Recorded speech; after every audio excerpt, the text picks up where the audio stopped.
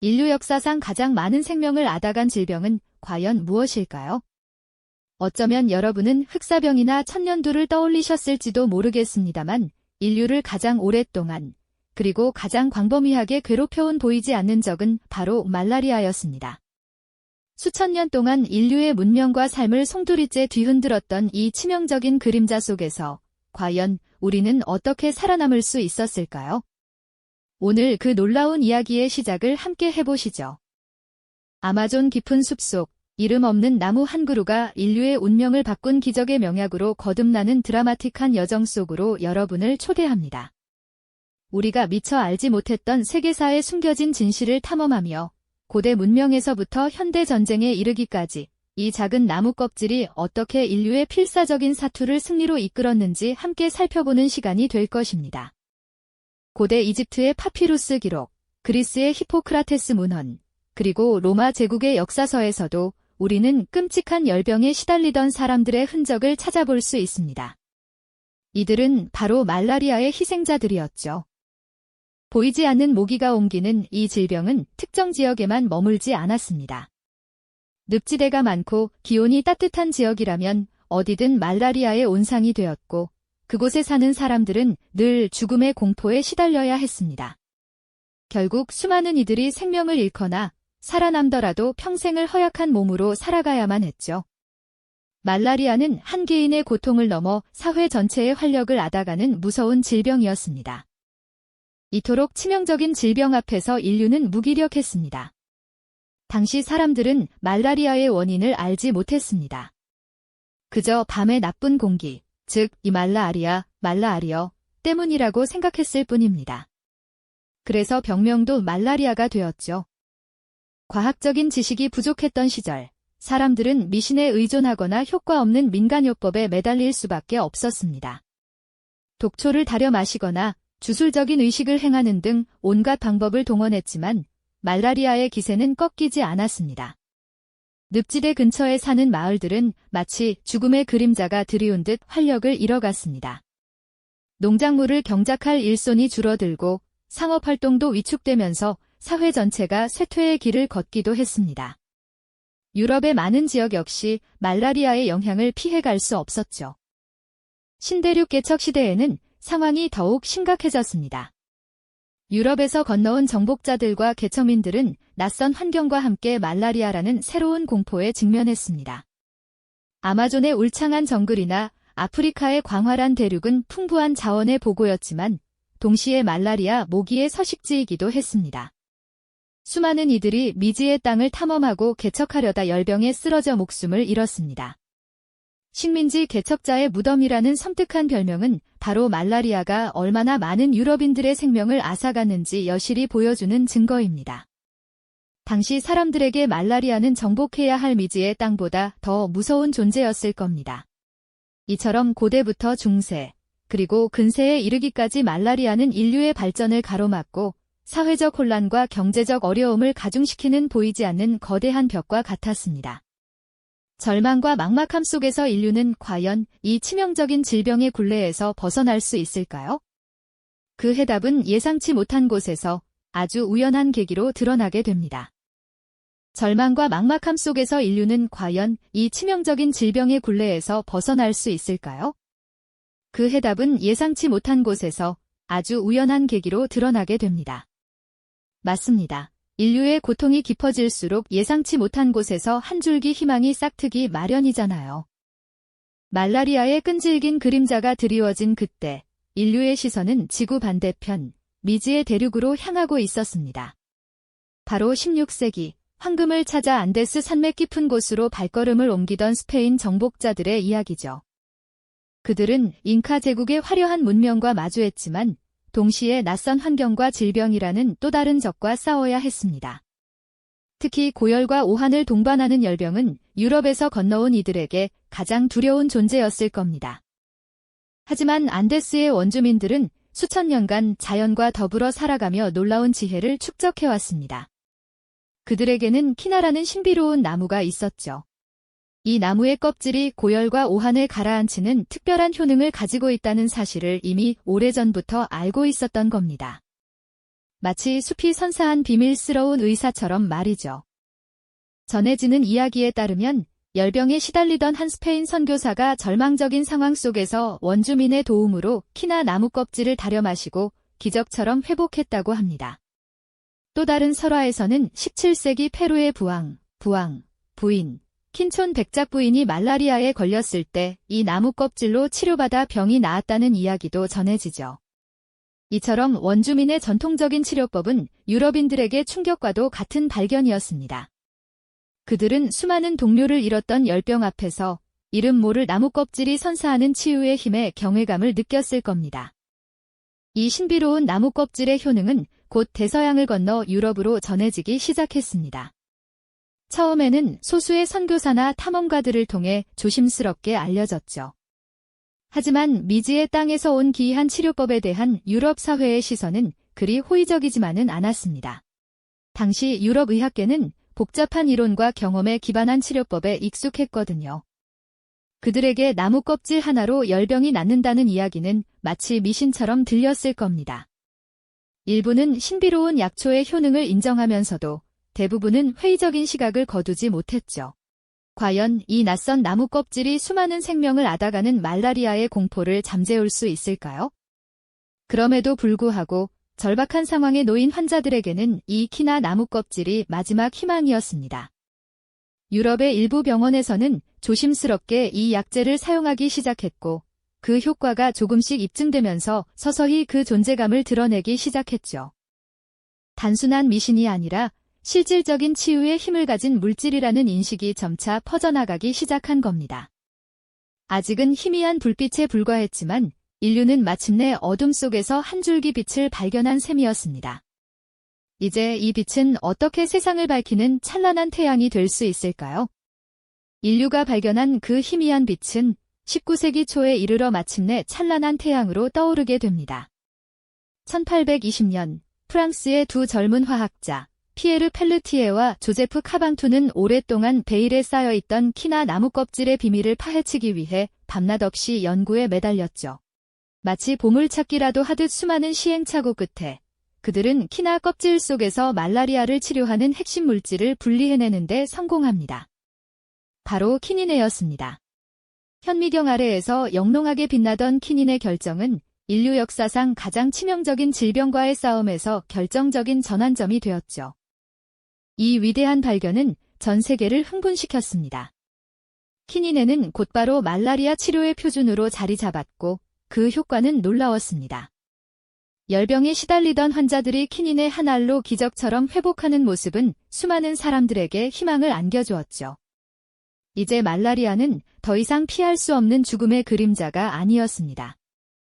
하지만 기쁨도 잠시, 이 기적의 약을 둘러싼 새로운 전쟁이 시작됩니다. 키닌의 원료인 키나나무는 오직 안데스 산맥의 특정 지역에서만 자라는 귀한 식물이었으니까요.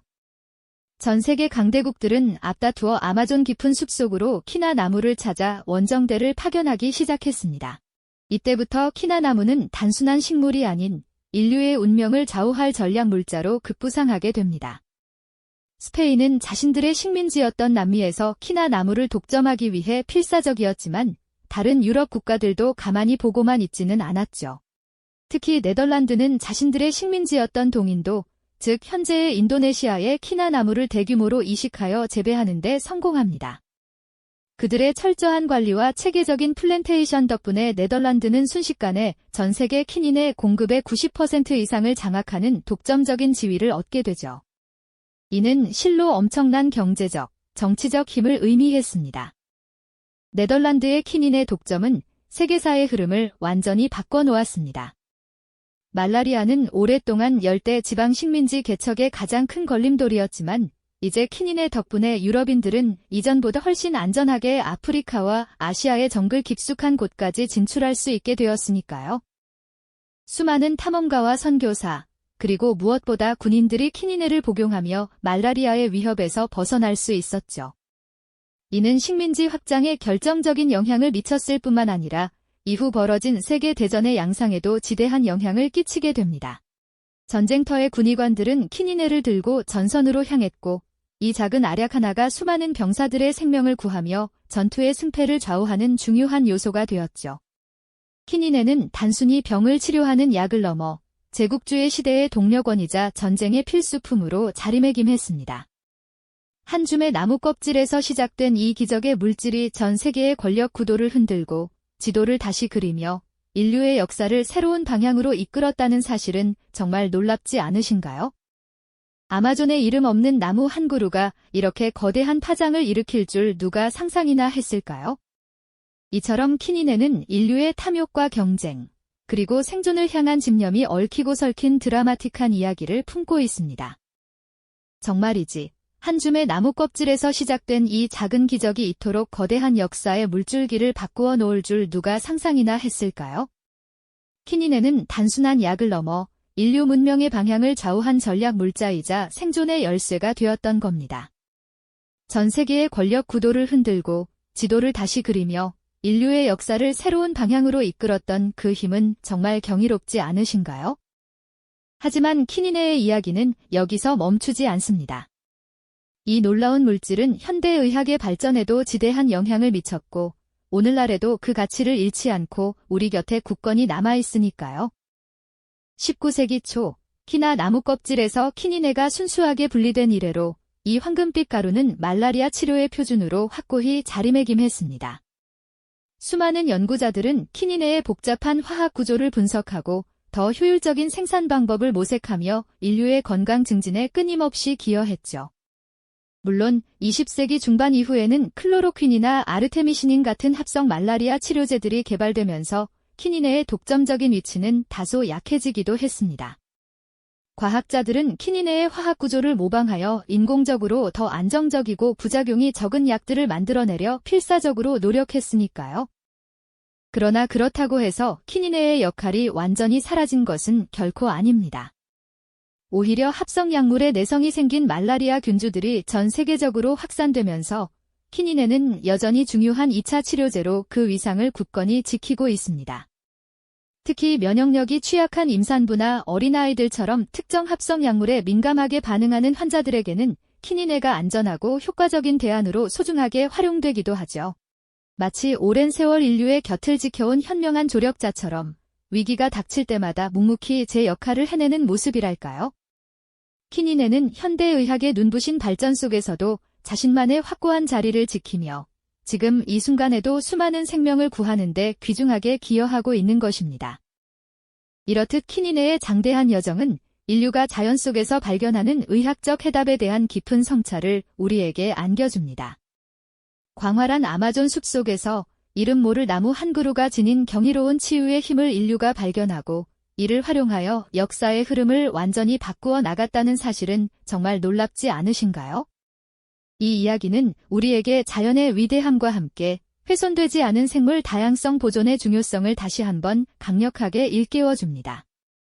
지구상의 수많은 생명체들 속에 아직 우리가 알지 못하는 무궁무진한 지혜와 치유의 비밀이 숨겨져 있을지도 모른다는 경이로운 가능성을 보여주는 것이죠. 키니네의 사례는 단지 과거의 흥미로운 이야기에 그치지 않습니다. 오늘날에도 인류는 코로나19와 같은 새로운 질병과 끊임없이 싸우고 있으며 그 해답을 찾기 위해 전 세계적으로 고군분투하고 있습니다. 어쩌면 우리 주변에 평범해 보이는 식물이나 심지어 눈에 보이지 않는 미생물 속에도 키니네처럼 인류의 미래를 극적으로 바꿀 잠재력을 가진 물질이 고요히 잠들어 있을지도 모르는 일이죠. 이는 우리가 자연을 깊이 이해하고 존중하며 그 안에 담긴 생명의 다양성을 소중히 지키는 것이 얼마나 중요한지를 역설적으로 보여주는 대목입니다. 자연은 우리에게 끊임없이 질문을 던지고 또 때로는 가장 예상치 못한 방식으로 인류의 난제에 대한 답을 건네주는 지혜로운 스승과도 같으니까요. 키니네가 없었다면 과연 인류의 역사는 어떻게 흘러갔을까요? 아마존 깊은 숲속에서 그 신비로운 나무 껍질의 효능이 우연이라도 발견되지 않았다면 어쩌면 수많은 식민지 개척은 훨씬 더디게 진행되었을 겁니다. 유럽인들은 열대 지방의 맹렬한 말라리아 앞에서 속수무책이었을 테고 세계 지도는 지금과는 전혀 다른 모습으로 그려졌을지도 모르죠. 더 나아가 두 차례의 세계대전에서 수많은 병사들이 말라리아로 쓰러져 목숨을 잃었을 것이고 전쟁의 양상과 결과 또한 상상할 수 없을 만큼 비극적으로 바뀌었을 것입니다. 키니네는 단순한 질병 치료제를 넘어 인류 문명의 궤적을 근본적으로 바꾼 전략 물자이자 생존의 열쇠였던 것입니다.